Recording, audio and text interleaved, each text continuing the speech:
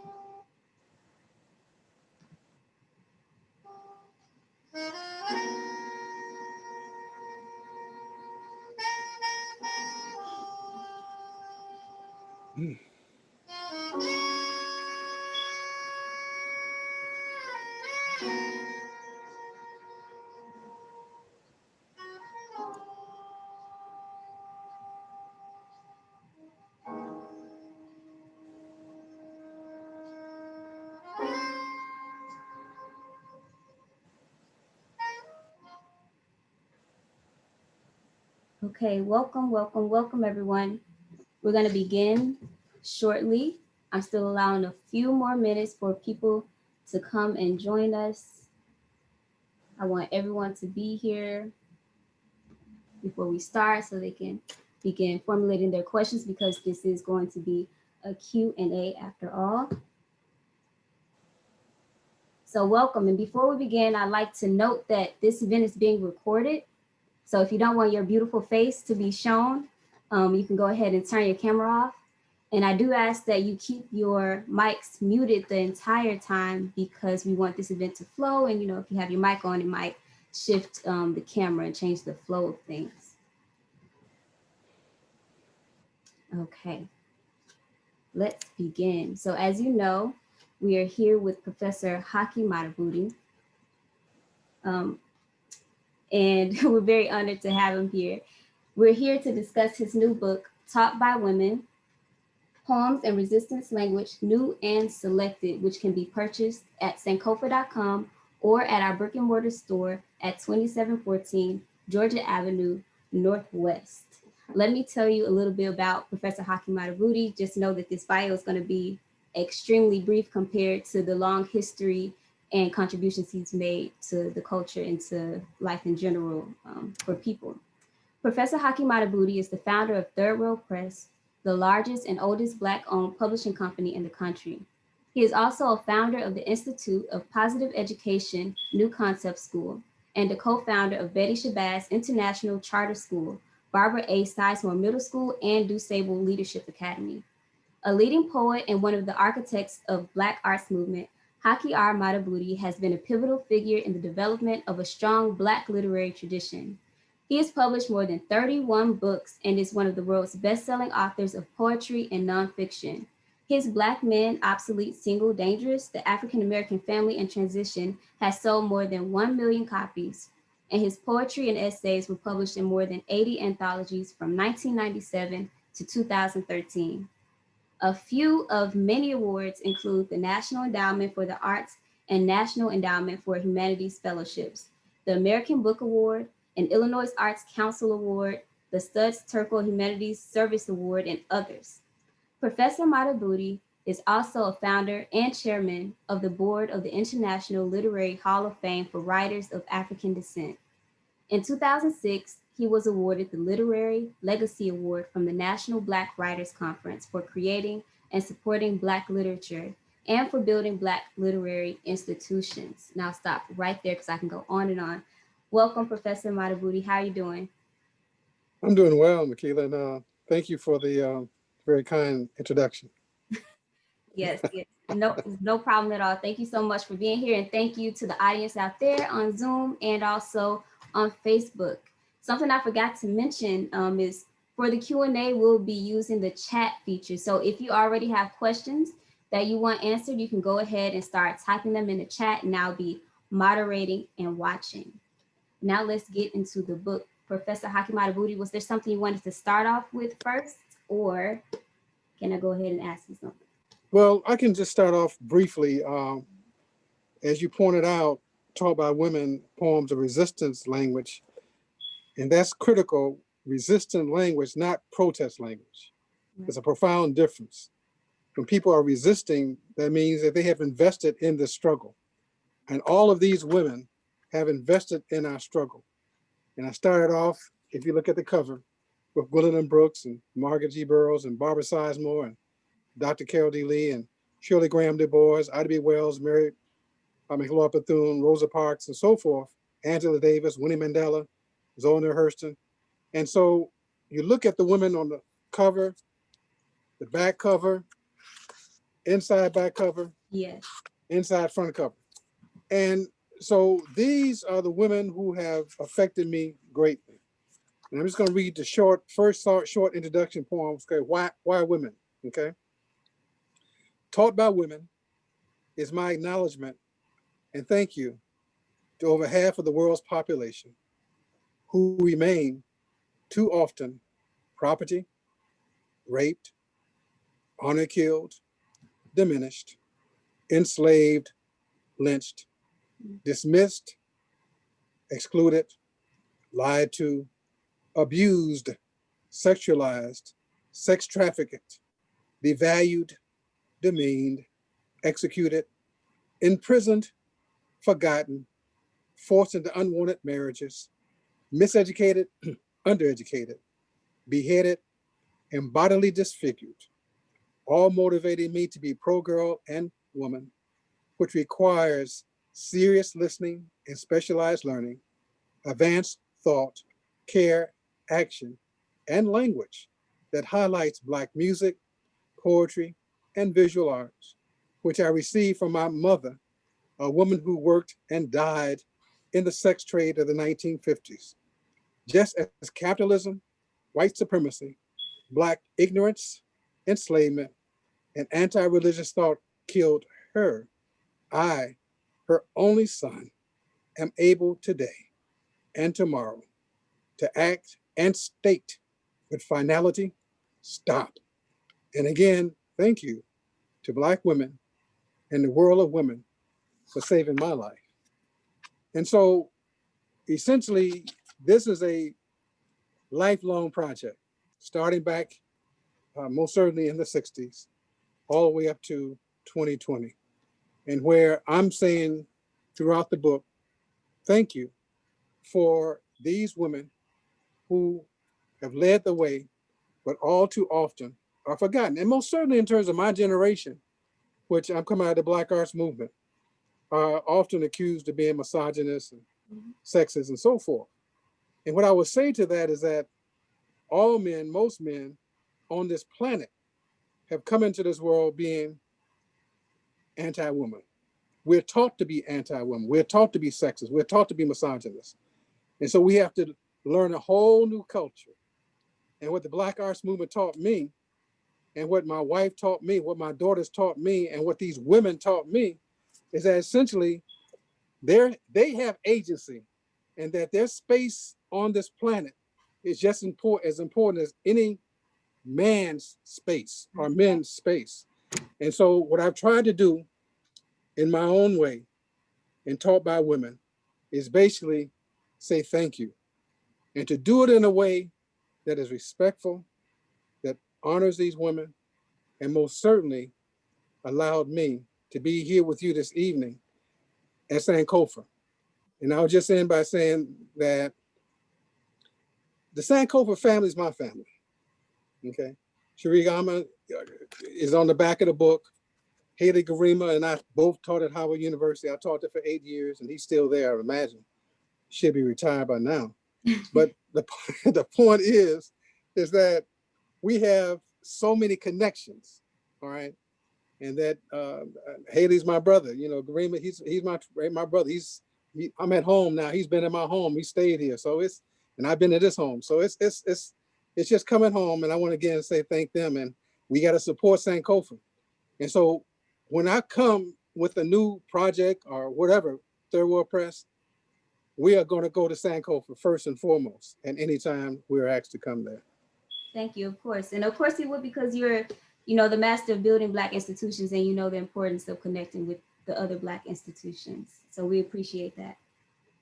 Okay, now let's get more into your book with Taught by Women. As you just mentioned, you just explained how you were taught and who taught you briefly. How long did it take you to realize that you were being taught these things, that you were unlearning your misogyny that you said men are inherently born with, and that you're being taught not only by your wife, but your daughters and other women in your life? Actually, for me, it was very early. I mentioned that my mother was in the sex trade, and that she was a very beautiful woman. There's a picture of her in the book. There's a section on her, which basically is titled Yellow Black, which comes from my memoir. But this is my mother. She's in the book. And she was too pretty. You know, when some women walk, we would walk, she would walk us to school or had my hand going someplace. And my mother not only stopped cars, she stopped buses. That's what her beauty was. But it was tragic, because essentially she was not formally educated. She didn't even finish high school. And she was brought into the sex trade by Black ministers. All right. And I began to learn very early that this beauty was tragic, that one of her men that lived there with us, her stepfather, so forth, attacked her one evening while she was out of her mind in terms of drugs and alcohol. And I had to come up against him with a butcher knife. And I was only 13 years old. Wow. And at that point there, I realized who's going to protect my mama.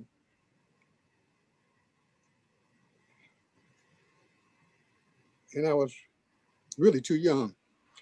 But at 14, she asked me to go to the Detroit Public Library to check out Black Boy by Richard Wright. And I refused to go because I hated myself.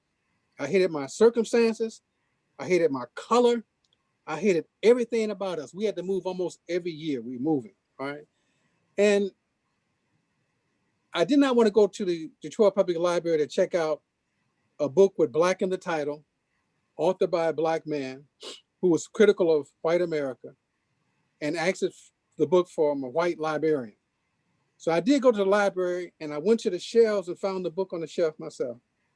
Went to an unpeopled section of the library and stayed and read over half the book that day. Wow. Took the book home. I finished it in 24 hours, gave it to my mother, went back the next day and checked out everything Richard Wright had published at that time. And one of the most important books that very few people have read is White Man Listen, which is a collection of essays by Richard Wright. And so in reading White Man Listen, there's an essay on Negro literature, which of course we know as Black literature. And reading that essay opened me up to the world of Black writing. And that's when I found Gwendolyn Brooks and Margaret Walker you know, Langston Hughes, you know, go on and on.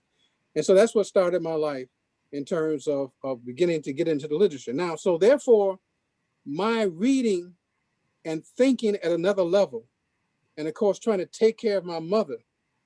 All right, my mother was murdered when she was 34 years old.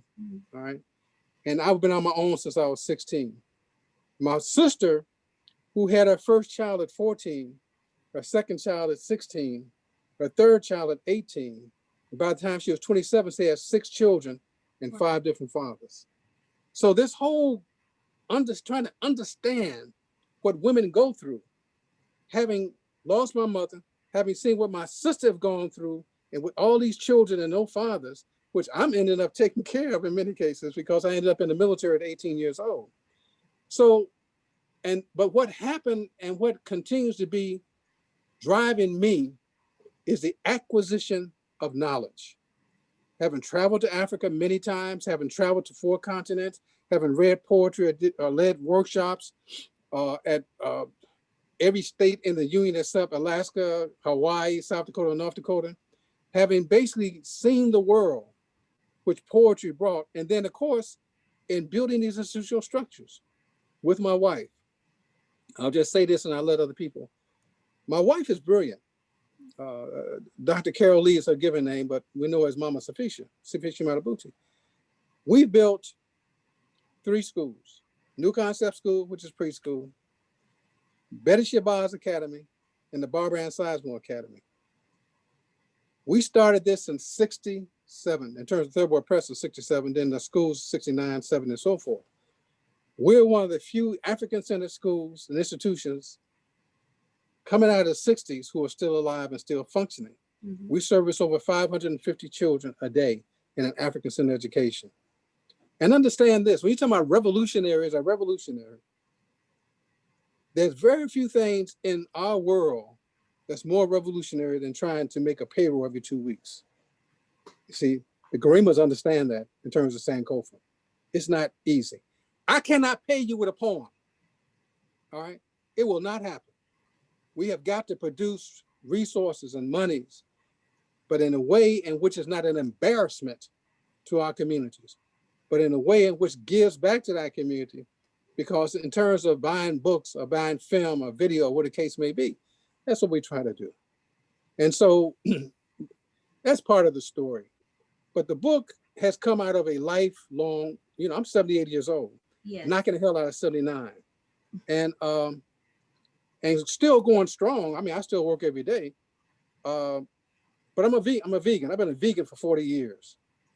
You know, if it runs for me, it's not going to get eaten. It's not going to get cooked. All right. So I'm deep into taking care of my body. I, you know, exercise and do cardiovascular and yoga and, you know, special breathing and stuff like that to stay alive. Don't have any problems at all. My knees are fine. I mean, everything is good in terms of my health. But my wife, who's brilliant, and I'll just end with this. My wife is brilliant, not just because she married me. I understand that. but the point is that she is the president-elect of the National Academy of Education, okay? She was inducted into the American Academy of Arts and Sciences about 3 years ago. She's a former president of AERA, which is American Education Research Association. Her book is used in the People's Republic, well, in China, used in China. They brought her to China and, you know, took her all around China using her books.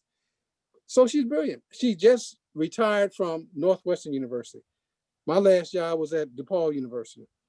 And when she retired, the president had a Dr. Carol Lee Day, which they invited scholars from around the country to come to Northwestern to celebrate my wife. You got this? To celebrate my wife. And then they had a big dinner. And then the president stood up and said, Dr. Lee, from now on, you'll be emeritus of Northwestern University. And we're giving you a year sabbatical. Watch out, okay? Which means she had a year with full pay to do whatever she wanted to do. What she did was write and research and so forth. And so, and we have 3 children. You know, I had 3 children before we married, and we got 3 children now. And so all of our children are university graduates and are doing well. but they do well because they grew up seeing us fight these Neanderthals. Mhm. And we have one of the worst Neanderthals in the White House today, number 45, who's actually a criminal. And his whole family basically are criminals, are grifters, you see. And essentially, I blame white people for this, especially white women. What you have to understand, see what white women get off in this country easily. When you talk about Jim Crow, but we very seldom talk about Jane Crow. All right. So you're talking about Jim Crow and Jane Crow. And Jane Crow, it helped elect this clown. And even the past election, about 52% of these Jane Crow women voted for him. And what we have to understand and really be cognizant of, first and foremost, like all people who are in control of their own cultural imperatives, we have to look after ourselves. Nobody else is going to look after us. We got to look after ourselves. And that's why we need independent Black institutions. And I'll end with this. The major Black institution in our community is the Black church. Can I get an amen on that? Oh no, Sonia Sanchez says, give me a woman, okay? Can I get an a woman on that? So now, if you understand that the major Black institution is the Black church, you have to understand this also. The major Black business in the Black community is the Black church. All right? Can I get a woman on that? All right? Woman. And so you get the Black, okay, let me stop. All right. No, you were preaching. I was getting the word. You don't have to stop.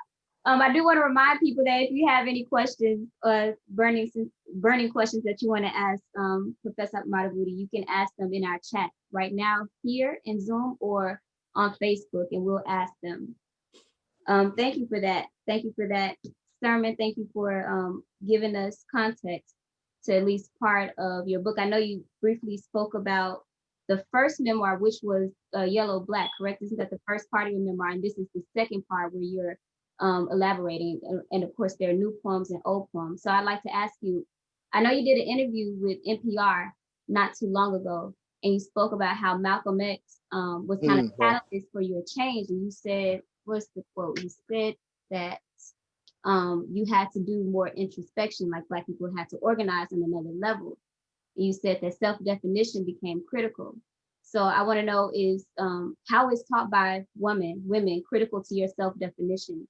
And was there another specific polarizing event to help you to spawn this new book, the same that Malcolm X helped you to change your perspective?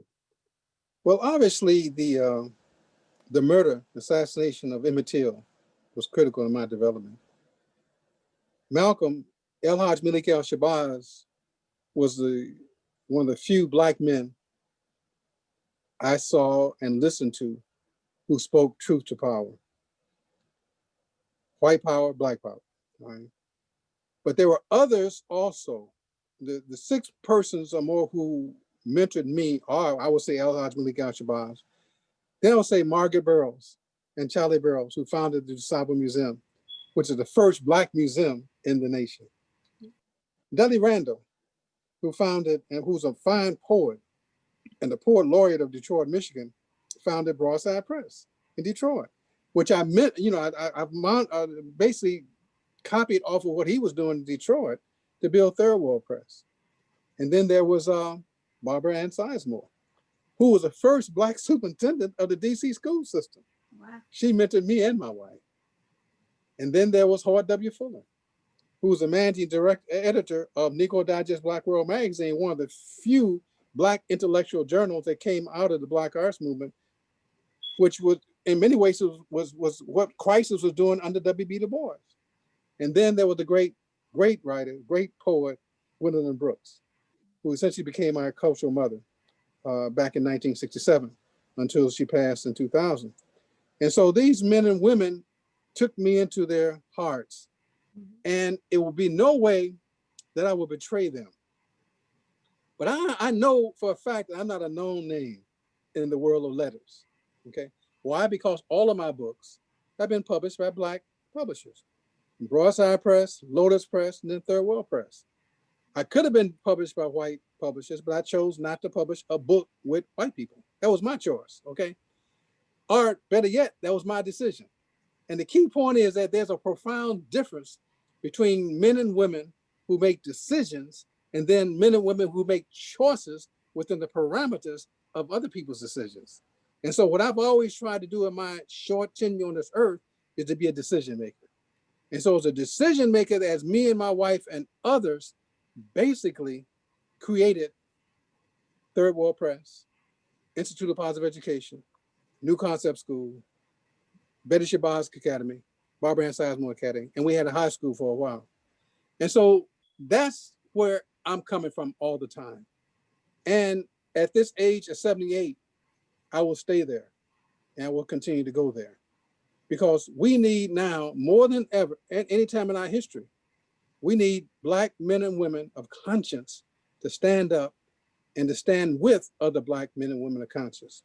And let me just say this, all too often we're too quick to play victim and blame other Black people for our condition, all right? This is a policy condition. The condition we're in is caused by white people, not Black people. We have to understand that and understand that essentially we all do what we've been taught to do. And that's why we need independent Black institutions such as Sankofa to give us some direction out of this madness that we're in, created by these white people. We did not come first class united. A group of people came to Africa, raped us from Africa, and sprinkled us around the world, the Western world primarily, and we built the Western world for these clowns as enslaved Africans. And understand that slavery is not our definition. We were enslaved by Europeans. That's not our definition. We go back centuries, millennia to Africa when you've been looking at our definition. That's and right. I try to write about that and talk about women. That's right. What are some of the advice that you give in the book about what Black people can do right now to start supporting women or the women in their lives and to learn from them? Well, the first thing we need to do always is to understand who we are. If you don't know your name, anybody can name you. Okay, it's critical that essentially we do self-knowledge-based building. And what I write about in all of my books, I say that our homes have got to become many learning institutions. Mm-hmm. I can walk into your home now, not knowing any of you, and tell you exactly where you are culturally and politically. The first thing I will see when I walk in your home, number one, is it clean? That's very important. Is it clean? All right. Then walk into your living room. What's on the walls? Are the walls you have images of your family, images of Black visual artists that reflect the best of our culture? Then I'm going to your bookcase if you got a damn bookcase. I'm gonna see what you're reading. You know, what books are reflective of you and your people? And then I'm going to your music. What kind of music you listen to? Great Black music. We open up with John Coltrane. Do you know who John Coltrane is? All right. Are you listening to booty call music? Is that all you're listening to? And then I'm going to your music, your videos and your movies. What kind of movies you're looking at tonight, especially the videos that are wrapped up in the brown paper bag. Let me see what you're looking at. And then finally, I'm walking to the children's room. What's on their walls? Mickey Mouse, Donald Duck, and Darth Vader. And we wonder why we're in trouble. We do not know who we are. And the great majority of our people are still involved in active self-hatred. Black women running around here with blonde hair and brothers walking around with pants below the crack in their behinds. All right. And it's not going on. But I'm saying that's taught. We didn't come out of our mother's body with blonde hair. And come on. So this is it. So I'm very passionate about this, and I will be for the rest of my life, because first and foremost, people ask me, I'm like, why do you do this? I mean, why are you still doing this? It's very simple. I love Black people, and I know what has happened to us. I understand the history.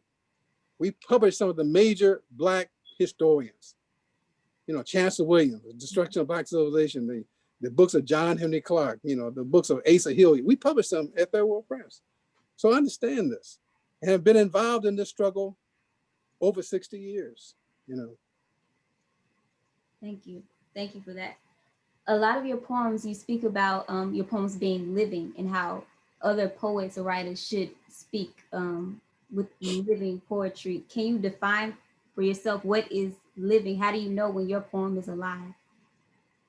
Well, I'm a political and cultural poet. Mm-hmm. I did not come into poetry in order to be pretty or to just write nice poems to sisters. I'm a political poet. And everything I write, for the most part, has some political connection, even though in writing love poems to my people and to my wife and to others, that these are still cultural poems. They're cultural. And that's why I'm here. That's why we built these institutional structures.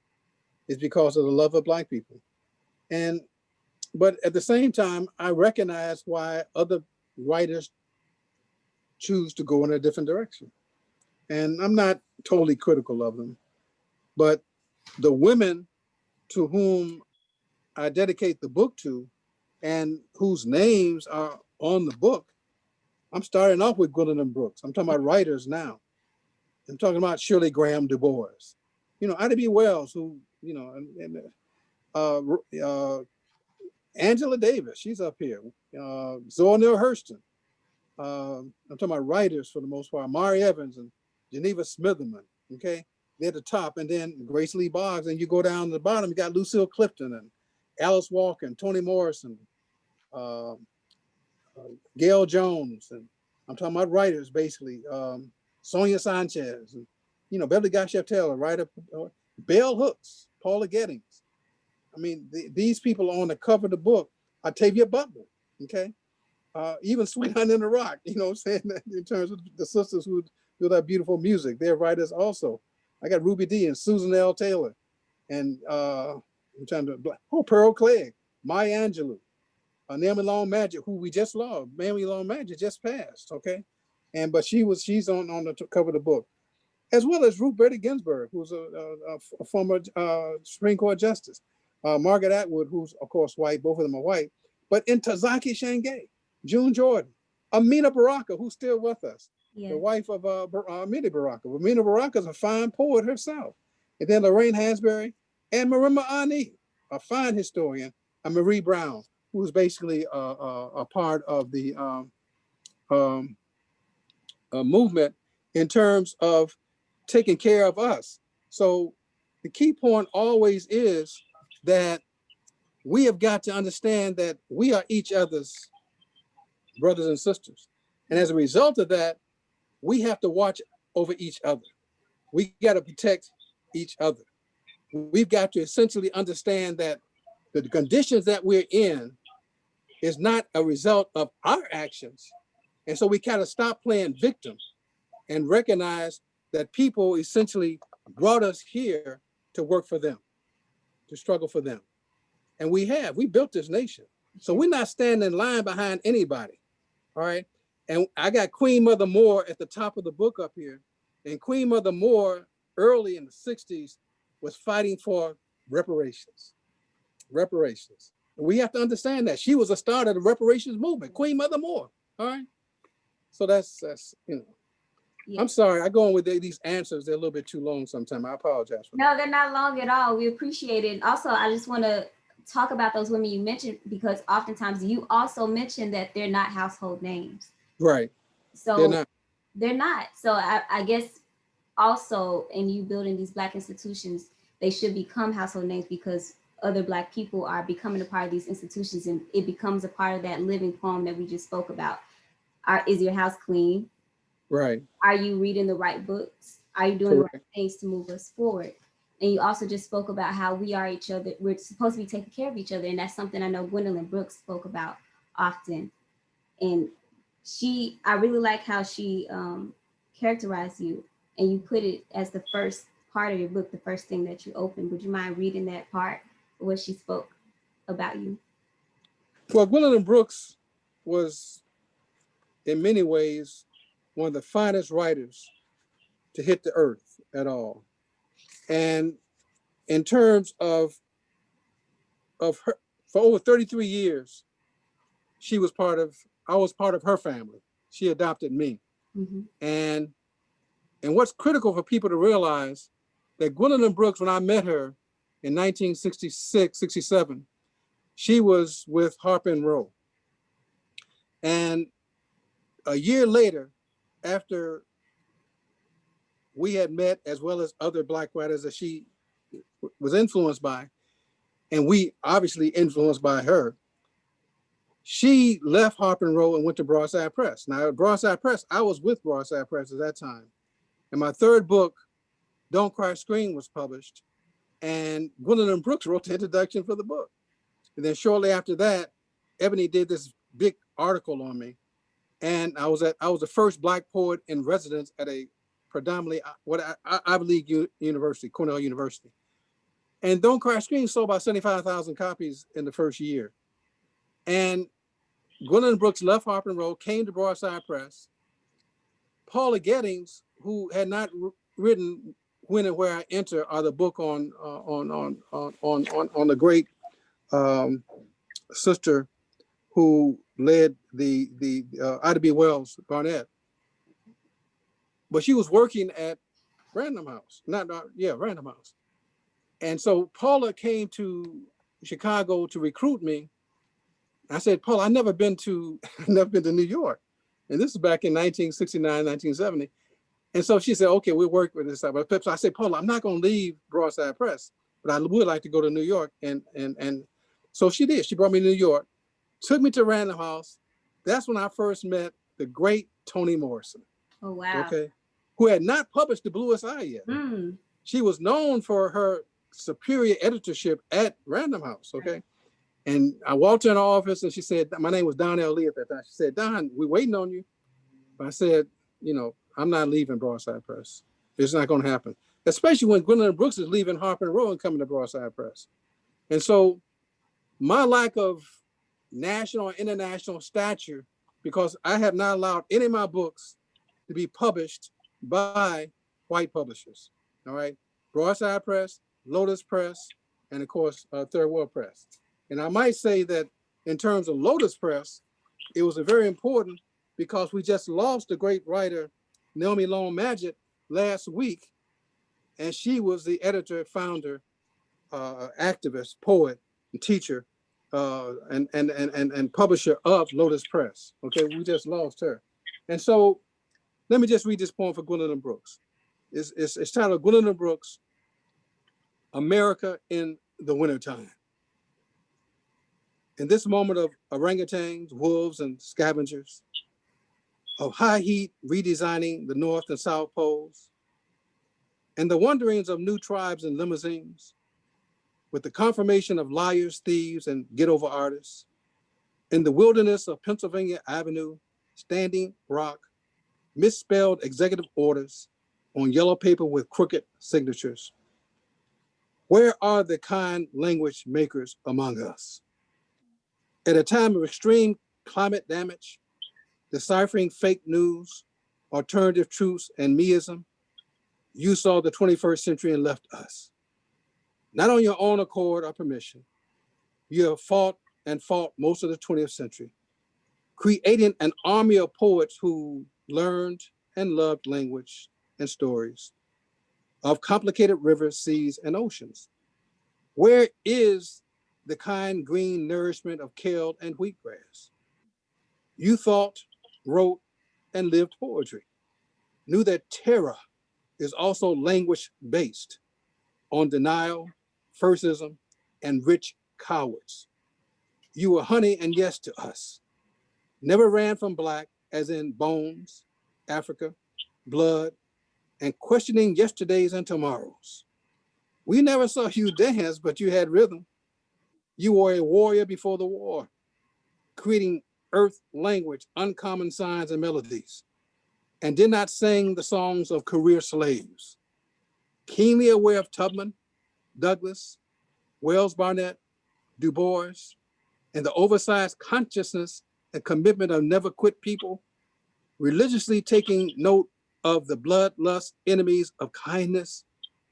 We heard your last words. America, if you see me as your enemy, you have no friends.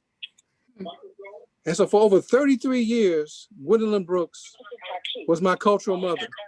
And she essentially nurtured me and gave me the grounding to say no to sexism, say no to anything that's anti-woman and say no to those activities that pulled us into being enemies of our own people. So any people who are in control of their own cultural imperatives are first and foremost about the healthy replication of themselves. Mm-hmm. And you can only repeat and replicate yourself in a healthy way if you have institutions that do that, you see. And this is why my wife, my brilliant wife, and I, and others created our schools, created the Institute of Public Education, created Third World Press. And we're one of the few institutions and organizations that come out of the 60s that actually own over half a block in Chicago, that essentially own the space that we're in, and that essentially allowed us to bring the mamas and babas, and we servicing over 600 students a day in an African-centered education that teach our babies, these are our babies, to love themselves, first and foremost. And then we educate them in what is happening now in their lives, in our history, in our culture, where we educate them about what is happening in the world that they got to face on a day-to-day basis. You see, this is why I say every day, my wife is brilliant, you see. And we have to understand, I mean, look up Dr. Carol D. Lee. Just look her up and you'll see what she's done for this world. All right, not only for us as Black people, but for the world. And like I said earlier, they're using her book in China. They brought my wife to China, all right? They gave an honorary degree in South Africa. That's when we went to South Africa, when she got an honorary doctorate. And that's when we began to really understand, you know, South Africa is still apartheid. Many people don't realize that. It's still apartheid in South Africa. We went all over South Africa. Soweto, you know, Johannesburg, we just went all over. And you got fences over there. I mean, still, and white people still own over 80% of the land in South Africa. All right. So I'm saying more or less, sister, that we have to realize that everybody who said they love Black people, they don't love Black people. Okay.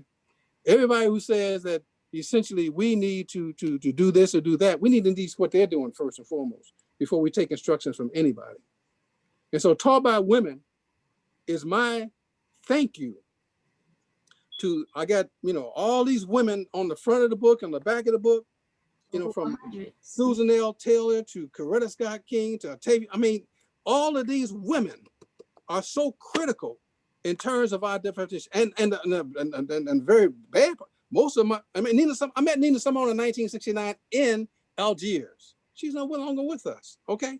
In fact, when you look at the cover of the book, there are very few people, women who are still alive with us. Oprah Winfrey's with us. Susan Taylor's with us. She's still with. Marie Brown is still with us. Marina Ani is still with us. But for the most part, they passed on, and their names will be forgotten unless we remember them. Yes. That's why Taught by Women is so critical to me. That these women basically have led the way. They've been the backbone in terms of the Black community, you see, and very few of them were given the kind of thank you while they were alive. I'm sorry to keep going on like this. So just again, what's your question, dear?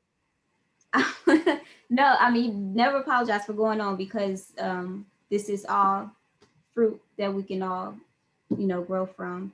And like you were saying, we need to keep these names alive. So I appreciate how you tattooed their names on this book, so that even if they're not talked about in the book, this is something we can use for research. We do have a question from someone who wants to know when, if you ever plan to release an updated version of your groundbreaking book, Enemies, The Clash of Races. What we plan to do is, my first two books of essays that came out in the 70s, Enemies, A Clash of Races, RACES, and From Planet to Planet. And then there were other books in the 80s, most certainly A Claiming Earth. We plan to bring out a Haki Madhubuti reader. But what is happening, sister, is that I'm transitioning out of Third World Press.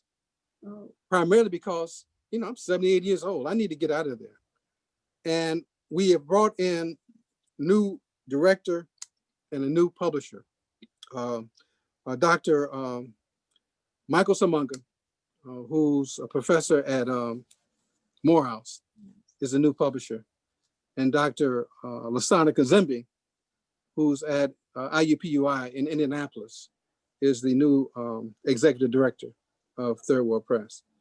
And we're now talking to Dr. Romy Crawford to come in and also help us. She's in Chicago here. So my time is up, and I recognize that. And but at the same time, my wife retired from Northwestern. I retired from, well, I was pushed out of Chicago because I challenged the president because he was incompetent and corrupt. And they got rid of me, even though I was a university distinguished professor. And I ended up going to DePaul, and I left at DePaul. I was the last professor of Ida B. Wells Barnett University professor at DePaul University. So it's the passing of the baton right now to prepare the next generation. Right. Okay, I see that. Before we went to that question, you briefly spoke about children and the babies, and you have a poem in your book called "Birth in a Time of Hostilities." Was that written recently for our times, or were these reflections from before? What page is that, daughter? What that page is 114. 120? 114. 148? 114. 114. Okay. I'm turning to the page now. Okay. This birth in a time of hostilities was recent, 8/26/18, and was written for my my grandson, Stokely Jamal Madhubuti Lee. And I'll just read the first stanza. Birth in a time of hostilities. If Black babies were loved as much as fast food, cars, rap, and hip hop, long lives and cheap clothes made in China, Indonesia, and New York sweatshops, maybe, just maybe, corporate for-profit prisons, fake hair from Indiana, $200 sports shoes, ignorant people claiming credit for ignorance while not being commonplace. Maybe, just maybe, accelerated smiles with high fives, inclusive conversations around the latest discovered books and copious yeses to green foods, corrective weather with learned debate over the universities best suited for children and grandchildren would dominate our discourse. We're here to stop suffering, to share vegetables and wheatgrass, to confirm birth into gleeful families. We're here to tell backstories of foreparents and dark earth. So our children are precious. But let me be very clear about this. All children are precious. The problem is we are not taking care of our children who are precious at the level that we need to. So Italians and Irish, and Jewish and Polish and Anglo-Saxon, they take care of their children for the most part, or build institutions that take care of their children. We are behind in that. And so it is our responsibility, first and foremost, to take care of our babies. That's right. To take care of our children, our young adults. And I'm stating that as we grow older and older, the women children, the women of the world have the greatest difficulty, run by men, backward men for the most part.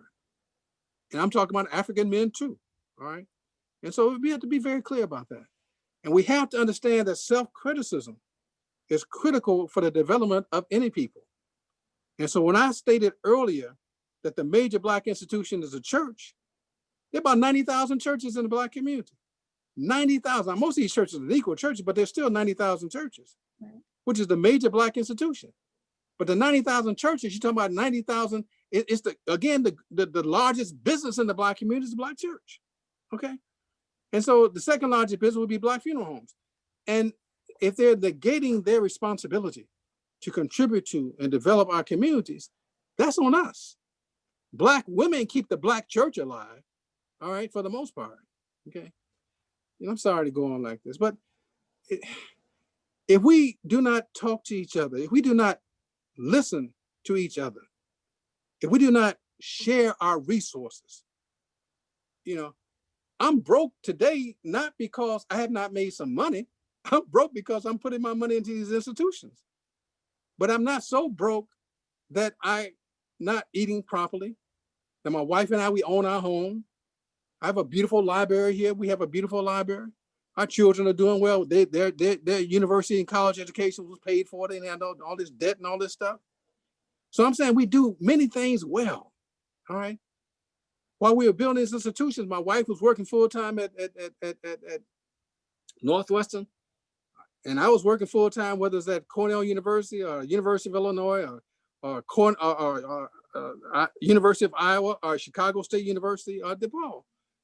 And we do all this extra work to make a living, and then put our resources in building these institutional structures. That's what a conscious people do. You see, they do what they have to do to support the community. Of course. Mm-hmm.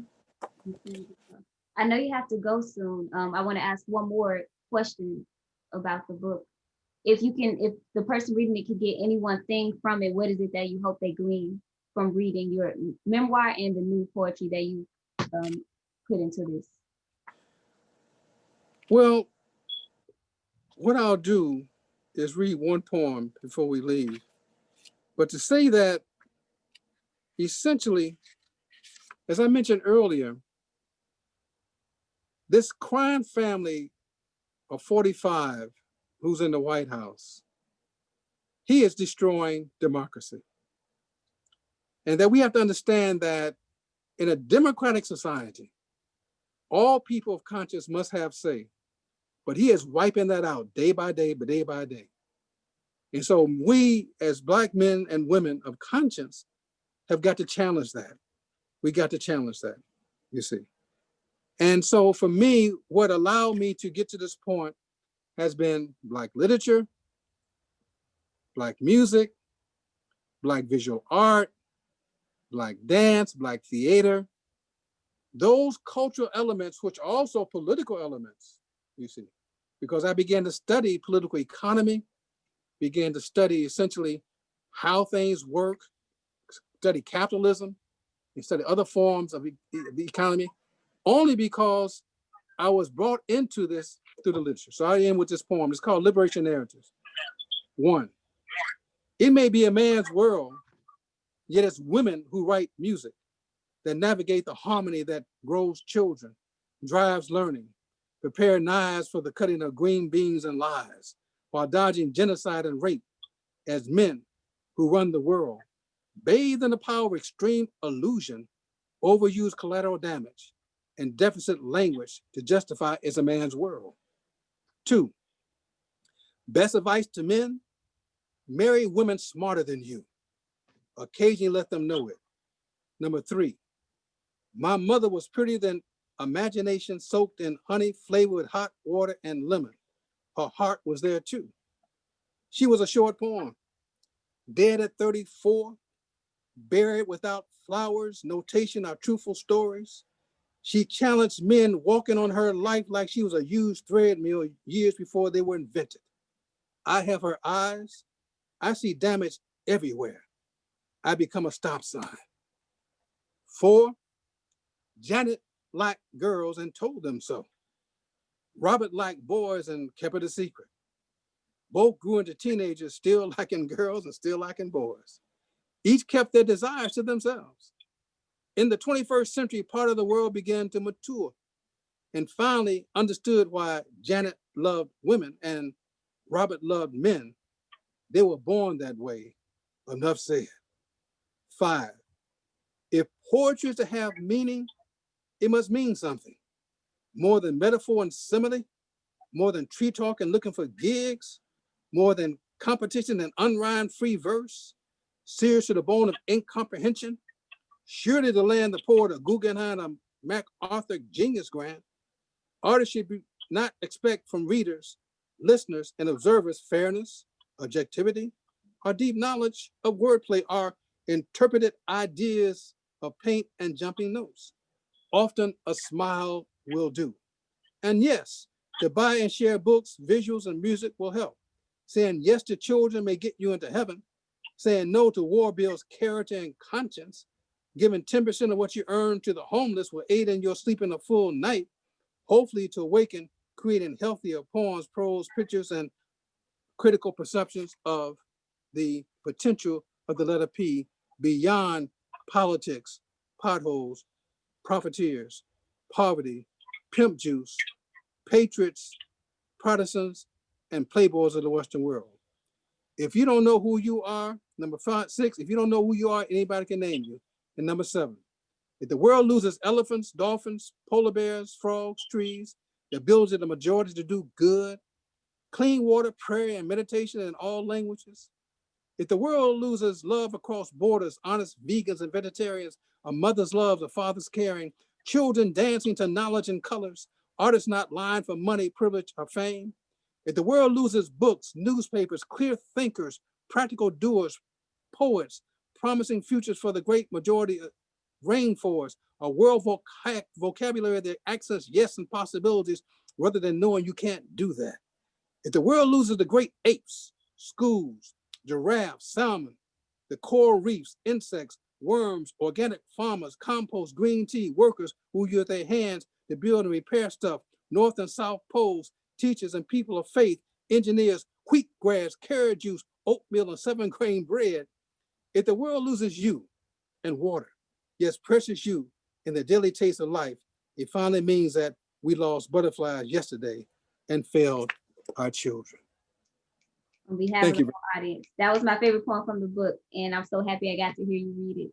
Thank you. We have a comment from Sagan Aku. Sorry if I butcher your name. He says, or she says, you are an exquisite, thoughtful, and very considerate host, interviewer in your tone, the intelligence and respect of your questions and truly enhances. Oh, that was for me. Oh, thank you. Baba Haki's compassion for family, community, culture, and institution building. Thanks and praises to all the above and you and yours. And thank you so much, Professor Madhubuti, for being here and Well, presenting. thank you, young sister, and everybody support Sankofa there in Washington D.C. And as soon as we're able to travel again, I'm coming on up in there and spend some time with you. Yes, please. And go to www.thirdworldpressfoundation.org to stay in touch with us. Love everybody. Thank you very much. Stay strong now. Yes, thank you so much. And don't forget, thank you. Taught by Women can be purchased Thank you very much. .com or our bookstore. Purchase it, please, and get the healing, get the knowledge, get everything you need from this book by Haki Madhubuti that acknowledges and thanks Black women for saving his life. I hope everyone has a great night.